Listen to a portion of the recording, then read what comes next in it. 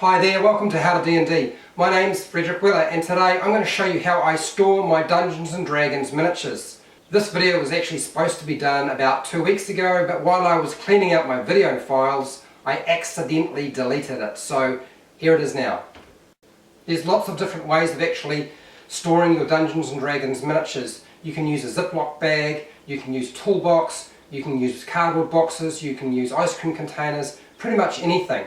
The problem I've always found is I have so many miniatures now that I actually have to be able to find them quickly, and so I have moved from clear see-through Ziploc bags dumped into cardboard boxes.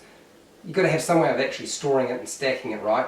I've gone to clear see-through containers. Anything that's clear and see-through that is a plastic container that I can stack on top of something else, that's what I grab and that's what I put my miniatures into. So first of all, I have these very big plastic containers which I got from the plastic box and the storage box. That's in New Zealand. I'm sure in America you have something equivalent. And these are they just clip lock, and I have all of my flying creatures. Well, it's half empty, there's actually more of them, but they're somewhere else right now. And I have stored giants. I have a lot of giants, so I have a container for giants. All of the really big stuff, really just too big to put in any other kind of container, goes into here. And then I have, this one's just full of dinosaurs, nothing but dinosaurs. So really good, they stack on top of each other. I can go quite high, really helpful, easy to put away. Next is these containers here. Now the great thing about this container is, one, it's see-through, two, it has a pull-out tray in the top. So I can put my smaller things in the top and then larger things down below. And also if I find myself in a situation where I have a lot of things that are about large size and I don't need the tray, I just take out the tray and I throw it away. So this here has got sort of elementals and aberrations in it. Go back in. That's really good. This one here, as I said, I've taken the tray out here and it's just full of beasts, monsters, just very generic sort of stuff, things that are about large in size. Makes it easy for me to find it. And you might have noticed I haven't actually labelled my boxes, and that's primarily because, one, I don't need to. I could if I wanted to, but the labels tend to come off.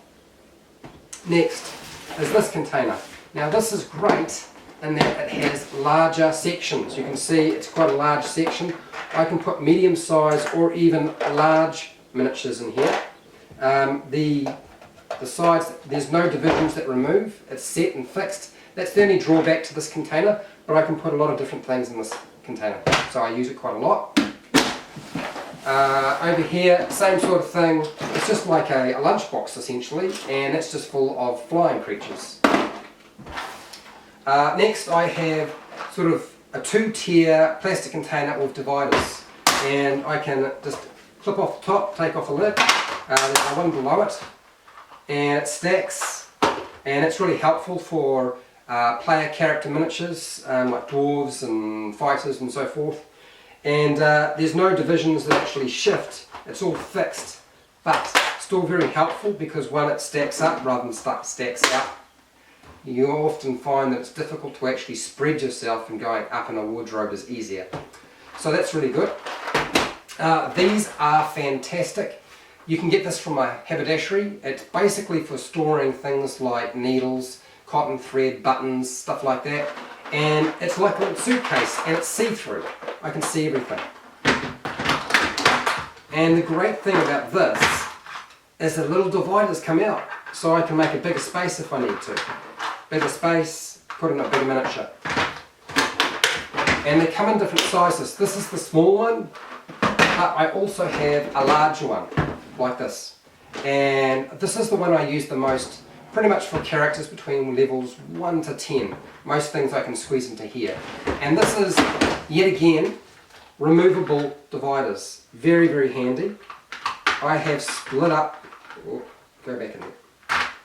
I have split up my miniatures into different sections, so orcs, goblins, toads, hobgoblins, stuff like that. I can also fit in large miniatures like a bear if I need to, which is a large size, or a Minotaur, got a Minotaur in there.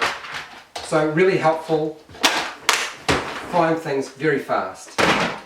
Now this is something that you'll probably find in a hardware store or even in maybe an auto, in a car store of some kind that sells accessories.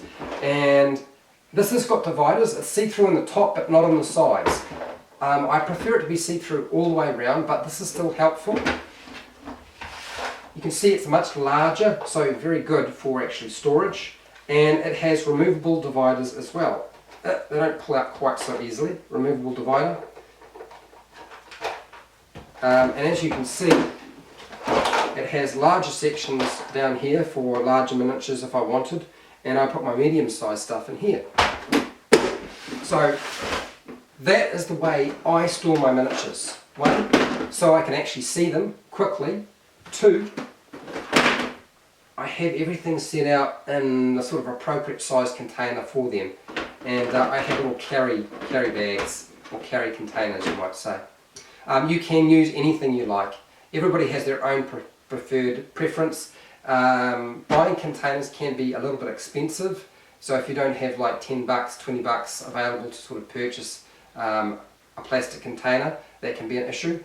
But I would say that buying the Ziploc bags and putting them into a cardboard box just means you have to pull all the Ziploc bags out and then wade your way through all of that.